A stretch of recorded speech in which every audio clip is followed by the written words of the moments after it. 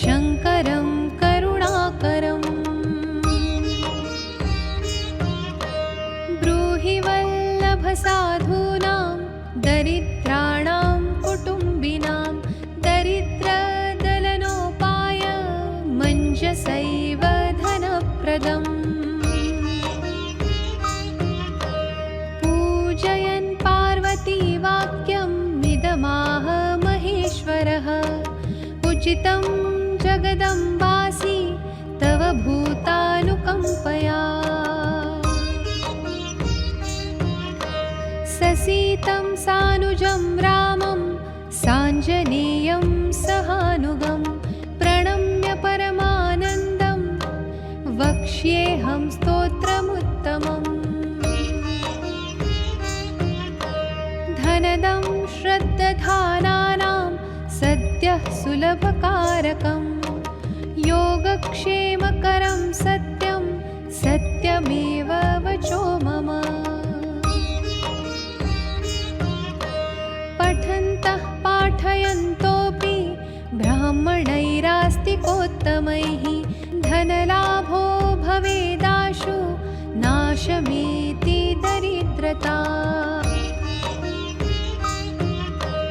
भूभवां शम्भवां भूत्यै भक्तिकल्पलतां शुभां प्रार्थयेत्तां यथा कामं कामधेनुस्वरूपिणी।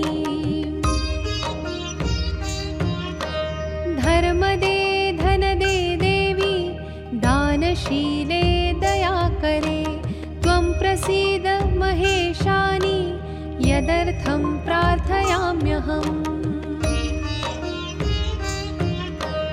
धरामरप्रिये पुण्ये धन्ये धनदपूजिते सुधनं धार्मिकं देहि यजमानाय सत्वरम्। रम्ये रुद्रप्रिये रूपे रामरूपे रतिप्रिये शिखे सखमनोमूर्ते प्रसीद प्रणते मयि।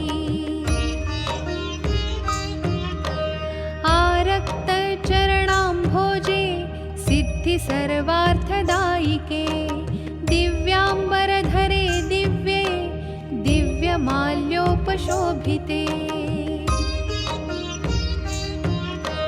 समस्तगुणसम्पन्ने सर्वलक्षणलक्षिते शरच्चन्द्रमुखे नीले नीलनीरजलोचने। चञ्चरीकचमूचारु श्रीहारकुटिलालके मत्ते भगवती मातः कलकण्ठरवामृते।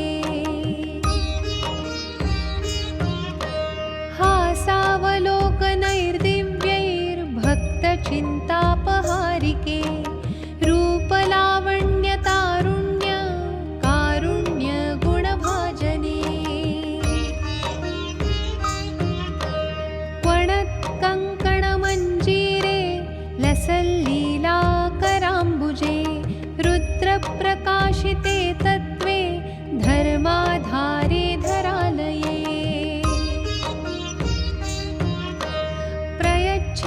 यजमानाय धनं धर्मैकसाधनं मातस्त्वं मे विलम्बेन दिशस्व जगदम्बिके।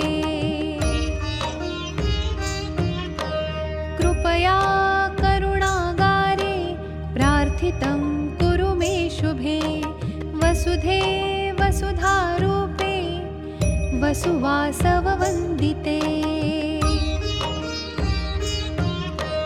धनदे यजमानाय वरदे वरदा भव ब्रह्मण्यैर्ब्राह्मणैः पूज्ये पार्वती शिवशङ्करे। स्तोत्रं दरिद्रताव्याधि शमनं सुधनप्रदं श्रीकरे शङ्करे श्रीदे प्रसीद मयि किङ्करे। पार्वतीश प्रसादेन सुरेश किङ्करेरितं पाठिष्यन्ति पाठयिष्यन्ति भक्तितः। सहस्रमयुतं लक्षं धनलाभो भवेत् ध्रुवं। धनदाय नमस्तुभ्यं